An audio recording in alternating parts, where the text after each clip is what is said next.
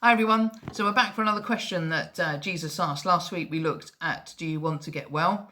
And tonight we're going to look at who touched me. So do you remember from the previous talk that we're told that Jesus was asked 183 questions across the Gospels, Matthew, Mark, Luke and John. He answered only 3 directly, and he answered a question in response. And there are 307 questions in the Gospels that Jesus was asked. Last time we looked at, do you want to get well? The man lying by the pool as Jesus walks by. Well, guess what? Jesus is walking by again today. This time we're looking at who touched me. So let me just tell you what's happened briefly before the passage that we're going to read. Jesus has crossed the Sea of Galilee in a boat, and we're told that a large crowd had gathered. So that are you come to join me? Okay, all right. So we're told that a large crowd had gathered, and that's where we start our reading. A woman who'd suffered a condition of bleeding for 12 years had had a long succession of physicians who had treated her and treated her badly, taking all her money and leaving her worse off than before. She'd heard about Jesus, so she slipped in from behind the crowd and touched his robe. She was thinking to herself, if I can just put a finger on his robe, I can get well. The moment she did it, the flow of blood dried up. She could feel the change and knew her plague was over. At the same time, Jesus felt energy discharging from him, and he turned around to the crowd and asked, "Who touched me?" His disciples said, "What are you talking about? With this crowd pushing and jostling you, you're asking who touched me? Dozens of people have touched you." But he went on asking, looking around to see who had done it. The woman, knowing what had happened, knowing she was the one, stepped up in fear and trembling. She knelt before him and gave him the whole story. And Jesus said to her, "Daughter, you took a risk of faith and now you're healed and whole. Live well, live blessed, be healed of your plague." So in a crowded place where people are bustling and pushing and pressing in and brushing up on all sides of him, Jesus asked this question. Not because he didn't know the answer. He knew, but because he wanted everyone else to know.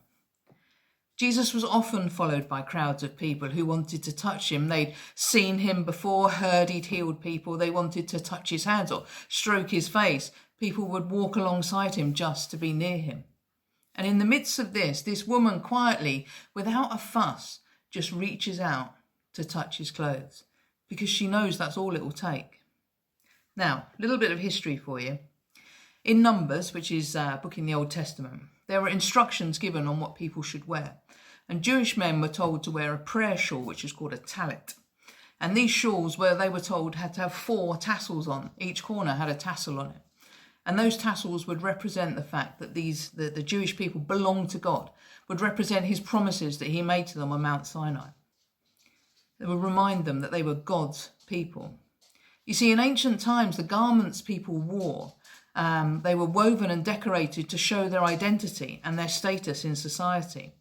The hem and the tassels of an outer robe were particularly important, with the hem being symbolic of the owner's identity and authority. I don't know if you'll have seen in films or whatever that sometimes they used to have these clay tablets, and often you see Roman governors, whatever, they punch the tablet and the sign of their ring would go into the clay, and that would be like their signature. Well, actually what the Jewish people used to do is a similar thing, but they used to use the hem of their clothes. The hem was their signature because it represented their identity. Isn't that interesting? Because in some versions of this passage we read, it says that she just wanted to touch the hem of his garment. Doesn't that bring it to life?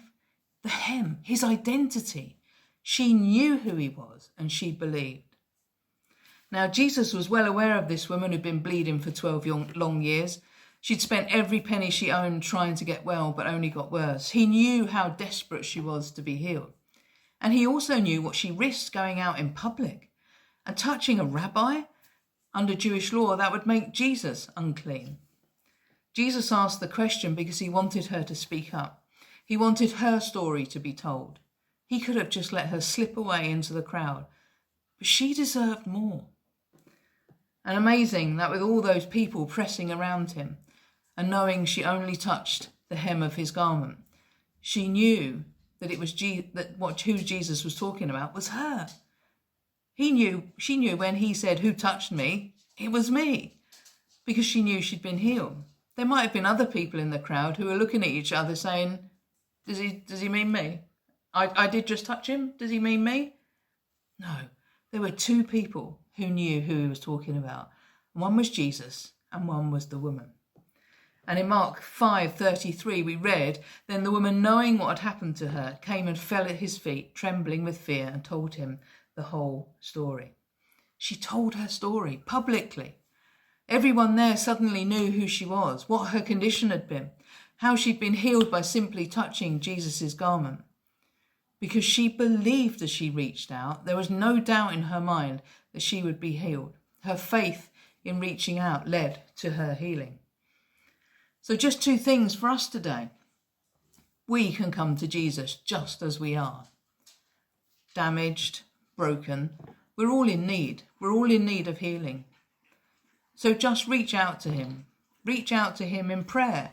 Reach out to him through talking to someone you trust. But have the confidence, the faith to reach out like this woman.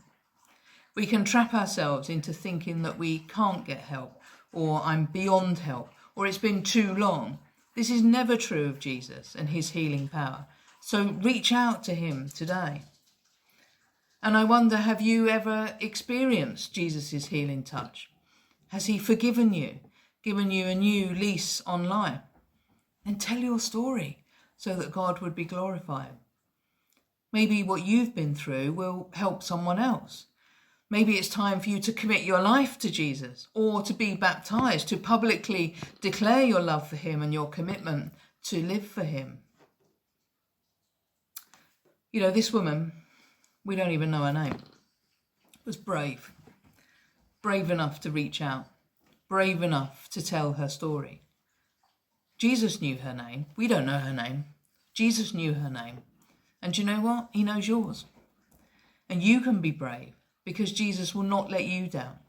You can reach out in complete faith and trust. Reaching out to Jesus is never going to be anything other than the right thing to do. So as Jesus walks past today, let's reach out and touch him. And like Jesus said at the end when he says to that woman, go and be blessed. So why don't you reach out to Jesus today and be blessed?